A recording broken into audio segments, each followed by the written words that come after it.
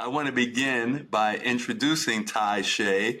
Ty is the Chief Financial Officer for Circle City Broadcasting, and many of you will know that is the company owned by Dewan McCoy, who was one of NABOB's very, very, very important NABOB board members. And it's a pleasure to have Ty with us today. Ty, I'll begin just by asking for a little background. So sure. First of all, Jim, thanks so much for having me. I'm so glad to be here with you and great to catch up with you again. Yeah, as far as my background, I was born and raised in Madison, Wisconsin, and went to school there, and then actually went to the University of Wisconsin-Madison right there for my college years. I majored in accounting, got a BBA in accounting, and so that is my school background. Didn't have a broadcast background per se at that time. Okay, and so give us a quick overview of the professional career after leaving college. Sure. So immediately upon graduation, I joined a national accounting firm, and I was a public accountant for about 3 years on the audit side. So that was what I primarily did there, was work with businesses, usually providing audits that they hired us for, to provide financial statement reports and verify their numbers, usually so that third-party users could verify that their financial statements were in fact properly stated. Oftentimes it was third parties like banks, but also other owners and things of that nature. And so my first 3 years was working with companies in a variety of industries, both public and private, and helping them ensure that their financial statements were properly stated. Okay, well, needless to say, business people all around the world know what it means to be audited. So, right. and I've never heard anyone say they felt good about it. No, and we're auditors in the sense in private accounting are kind of a necessary evil, right? We're not there. I think auditors kind of get a bad rap in that sense. We're there, to work with the companies, and 99 times out of 100, our clients had everything squared away. We're there just to, basically concur with the figures that they've put together. And so it's not there's no animosity there. They are our clients, and we're there to serve them. Ty, as an attorney, I'm in a profession that routinely gets a bad rap. So sure. So I understand fully, and I appreciate that the bad rap is not deserved. There you go. Always trying to shed those labels, right, Jim? Right, exactly. So, okay, so the next step after that job, tell us about some more employment background. Yeah, so then obviously I'm eager to know how we got together today. So how do we get from there, from public accounting, to where we are today? Great question. Kind of a long and winding road. I spent a couple of years as a commercial lender in the banking industry, and again, that's more interaction with small businesses. That's more interaction with owners, direct contact with owners of businesses, dabbled a little bit more in public accounting, and eventually took my first broadcasting job as a controller, which is basically an accountant, for Morgan Murphy Media in Madison, Wisconsin. And took that job in about 2006. And started as a controller, worked myself up to basically a corporate controller. And so that was my first foray into the broadcasting business. And it was a fabulous introduction. Morgan Murphy Media is a family-owned broadcaster going back several generations. And so I was able to immerse myself, jumping in, both feet in. Had a lot of direct contact with the executives, especially our CFO there, who kind of took me under his wing and was a mentor for me. And so really got to learn all about the business in my time there. Okay. And the next career move? Yeah, and so through that, I was able to join. I got an offer to join the National Association of Broadcasters Broadcast Leadership Training Program in Washington, D.C.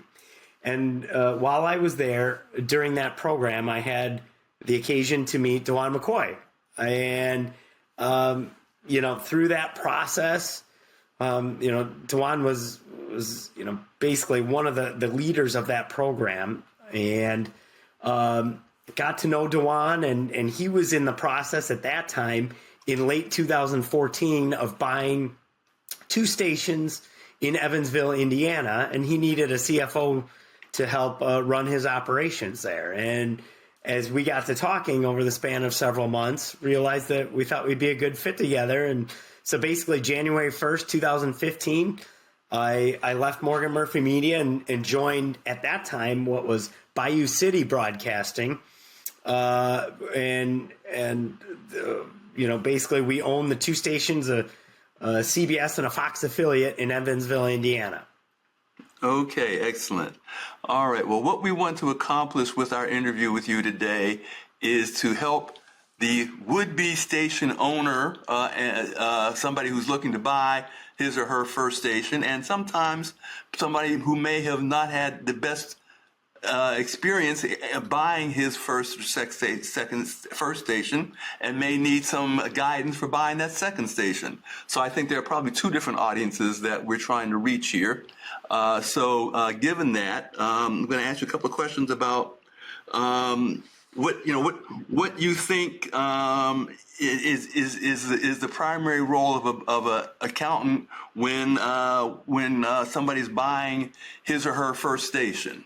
Yeah, I think, first, my role in my experience, I've played a major role in the due diligence process. And so by that, tell our viewers and listeners what due diligence is. Sure. That is basically when the prospective seller opens up their books as well as all kinds of other bits of information to you as the prospective buyer, and you get an opportunity to review documents, review financial statements, review contracts, potentially interview current executives and or employees, depending on how what's agreed upon between the 2 parties. It's an open opportunity to ask questions, and it is an opportunity that if you're serious about buying a station, you need to take full advantage of, right? Because you can't go in blind when you're talking about purchasing a station that can be hundreds of thousands of dollars, potentially millions of dollars. You need to go in with both eyes open and certainly understand all that this deal entails. In my experience, sometimes there are, errors of omission, right? In which, maybe a prospective seller doesn't disclose everything right off the bat, and you've got to dig a little bit. And so that onus is on you, since you are going to take that on, to make sure you are thorough in your diligence process. Okay, well, that's great. So, and because I assume that's got to be the most important part of any business purchase, whether it's broadcasting or any other business. So, if you can, give us some ideas you've seen of due diligence done well and due diligence done not so well. Sure. I mean, I wish I had more horror stories for you, Jim. But honestly, I've had very good experiences with the deals that have gone through for us. And I was thinking back long before your role with Bayou City. I was thinking, sure. Yes, as a public accountant, I did have some doozies. Yes, I was about to say I would expect no problems with Bayou City, but I would think back in your earlier days you saw some doozies of deals. Yes, when I was a public accountant, I was brought in on a couple of diligence projects that included going on-site visits, and one in particular, I went to a place in Texas, was interviewing some folks there, And through our testing process and some of our conversations, it became readily apparent that, the books were perhaps being cooked a little bit, right? And so, and I do want to stress, this was not a broadcaster. So this was in my former days. So, and those are the things that you have to try to uncover. My dealings with broadcasters has all been very much above board. And, it's a small community, right? Everybody knows each other. And so it's, I think it's incumbent on people. Your word is your bond. And I think that plays into why transactions that I've been involved in on the broadcast side have been, comparatively less eventful from that perspective. But as far as good instances, some of the sellers we've dealt with, you give them a diligence list of items you're looking for, and they turn it around within a day or a couple of days. And it just, the more forthcoming you are as a seller, because I've been on both sides as both a seller and a buyer, the more forthcoming and responsive you are, it just enhances and kind of greases the wheels for a potential deal to eventually happen. That's good. Well, now I have heard about some unsavory broadcast deals, shall I say? I'm glad you were not involved in any of those. So am I. But curiosity, the business deal that was not a broadcast deal, where they were apparently cooking the books. What do you do at that point? What do you as the accountant advising the buyer? What do you do? Well, if you can't rely on information that they are presenting to you, then, from our perspective, we recommended that they walk away from the deal. Eventually, they did do that. And so, if the basis of trust is broken like that, it's hard to have faith in any step of the process thereafter. And so it definitely sours any potential dealings, and you're really left as a buyer, if you haven't fallen in love with the deal, and hopefully you haven't, objectively, to walk away. Okay, going to the good deals. Yeah. All right. So oftentimes I think potential buyers don't realize how complicated it is to operate a broadcast station. So I think that there are items in due diligence that they don't necessarily know are important. If you are advising a potential buyer of a station, what are the critical due diligence issues that you want to make sure that the buyer is aware of? That's a great question. First and foremost is your human capital, right? Your employees, as well as not only what they make, but what their benefit plans are like. That is very much a part of when Dewan and I look at stations, we need to get an idea of what their benefits package looks like, so that, because the last thing employees want to do is go backwards in their benefits when you take over day one. That's a good way to, not ingratiate yourself with your employees on day one, is to tell them that their benefits are being worked back. And so you have to have a good idea of the full cost of human capital for your business. I'll tell you that payroll and benefits makes up a massive portion of your operating expense budget. So you're going to want to get a full employee list, as well as historical and current compensation levels. You'll want to look at compensation plans. What do their sales AEs, how are they paid and compensated? Get an understanding for that. Get a full employee roster and review that thoroughly.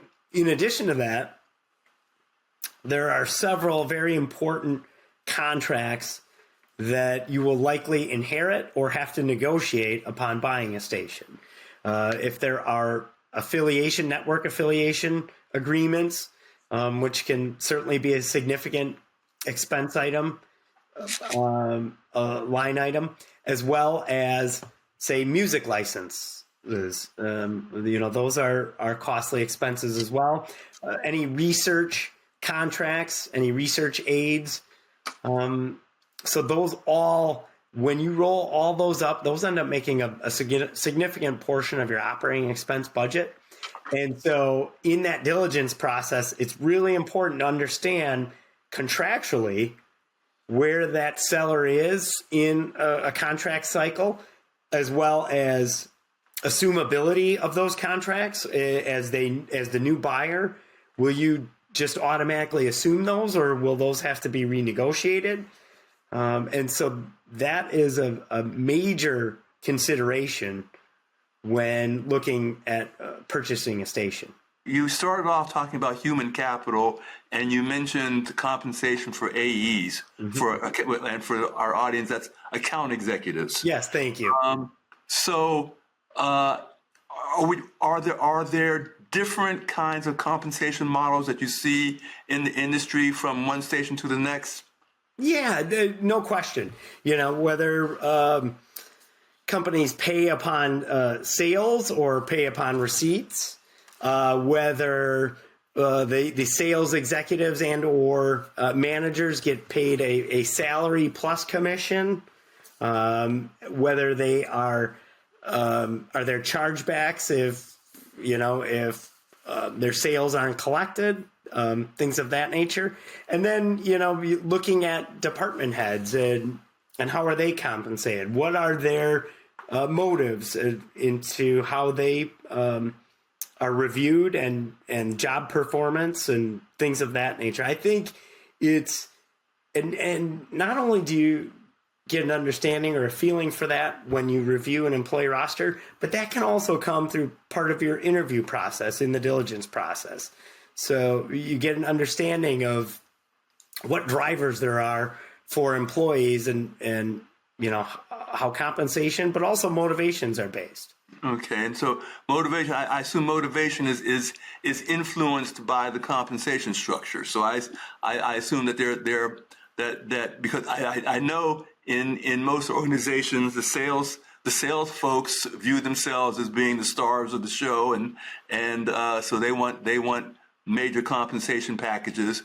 But I assume that the production people believe that we produce the product and we want some special compensation. So I assume those things get to be an ongoing issue within the operation of a station. No question. And especially if you have news. So then you have news contracts and talent folks. And there are, some of those contracts have very unique stipulations and accelerators and for how long. That's one consideration as well. As you're looking at that station, is the news talent that everybody knows and loves in that market, are their contracts up, 2 months after you would purchase the station, right? So is it possible that your top news talent could be walking out the door basically the minute you're handed the keys to the station? That's something you should know and be aware of as you go through that process. So timing, not just compensation levels, but timing is really important as well. And so that's all part of that roster and reviewing your staff is very important. A quick side story. I had a client that was buying a radio station 20, 25 years ago now. And the morning talk show guy, was a conservative talker. He wasn't nationally known, just a local conservative talker. Yeah. And so it was announced that my client was going to be buying the station, and he went on the air and said, "Well, I'm not going to stay here if a black guy is going to own this station." And needless to say, that set off a set of issues, and for other business reasons, my client decided not to go forward with the purchase. But that was the kind of thing I said, "Wow, that's that's not something that the documents are going to share are going to alert you of before you sign that asset purchase agreement." No question, and that's a great point, Jim. And it just reveals in every deal, maybe not to that extreme, but there's always something that comes up, right? The unforeseen is always there. It never goes perfectly to plan. And as a prospective buyer, you just have to know that it doesn't follow the script every time. Hopefully you don't have something, like that, which is just, ridiculous. But there's always going to be, a kink that comes up along the way. And at every time that happens, as a buyer, you have to decide, is it worth pulling out of the deal? Is this a deal breaker? And, I think the more experience you have, the easier it is to kind of navigate and really quickly respond to that. But, everyone has a tolerance level for adversity in this process. And I can't even imagine going through a situation like that. No question. You mentioned some of these expenses are there any you think that have as you gone into a transaction, have you seen expenses that surprised you when you started doing your due diligence? Yes. One thing we always look at is the general and administrative expenses, because oftentimes, if you're buying from a small previous owner, that's a lot of times where they'll kind of load up extraneous expenses. And from our perspective as prospective buyer, it's not that we care if we see that, because from our vantage point, that's an expense that's going to go away from day one when we purchase the station. But it is important to get an understanding of, okay, what is in there. Especially owner compensation, that's something that, okay, are they paid like an employee? Do they get a W-2, or do they just take distributions? And understanding, where does the cash go, right? The cash comes in through receivables, through sales, right? And it goes out through the expenses.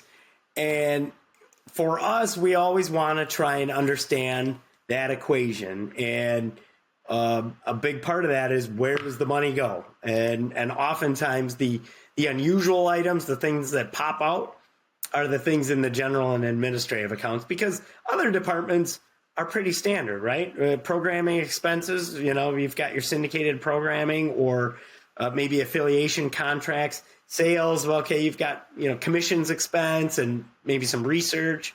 News, you've got news people contracts, as well as any content that you're paying for.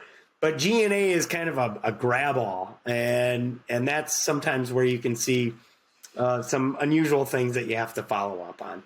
That brings us to where you are today. You are a chief financial officer for Circle City Broadcasting, owning 2 major market television stations in Indianapolis. So what's it like on a day-to-day as CFO there?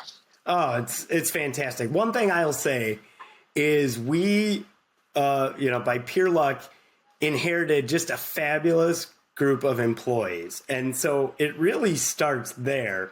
When you've got good people, good professionals that come to work and put the time in and care about their craft, it makes running a business that much easier. And then accompanied by having a strong leadership group in place with department heads.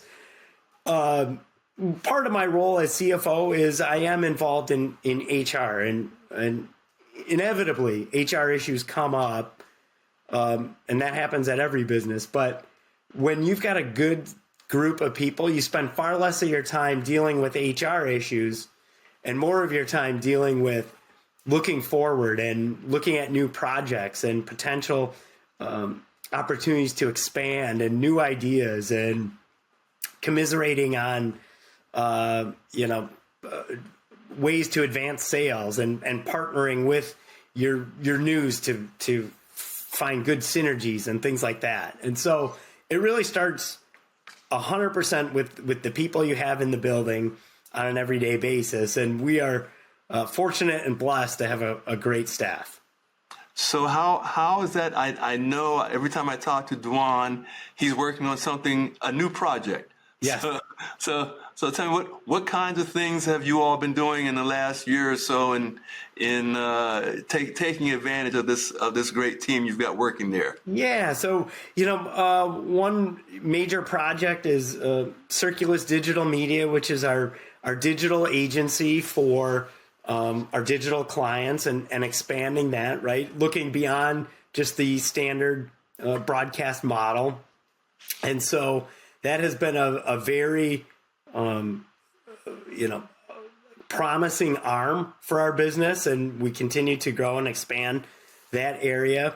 An offshoot company that we have is eMedia Augmentation, in which we look at data and help our customers look at data, whether it be traffic to their website and understanding the kind of people who are visiting their website and doing searches on them and their products so that they can better understand how to deliver to their prospective customers or current customers for that matter.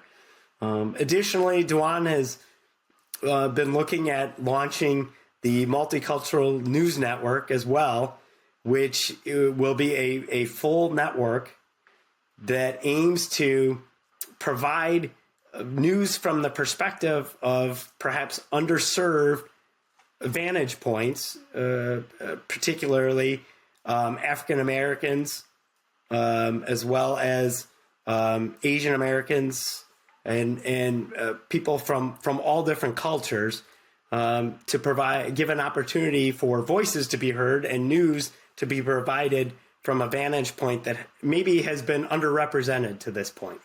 What would you say to our listeners, our viewers who are looking to become station owners?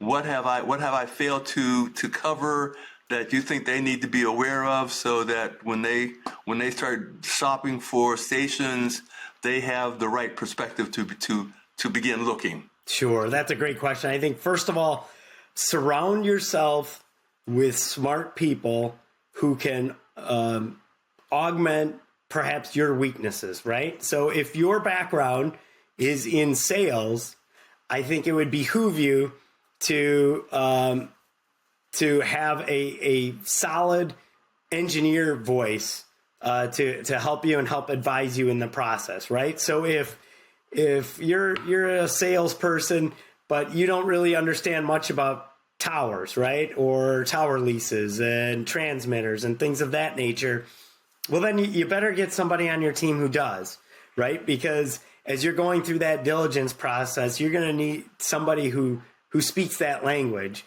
and can translate it and tell you and fill you in on the high level points.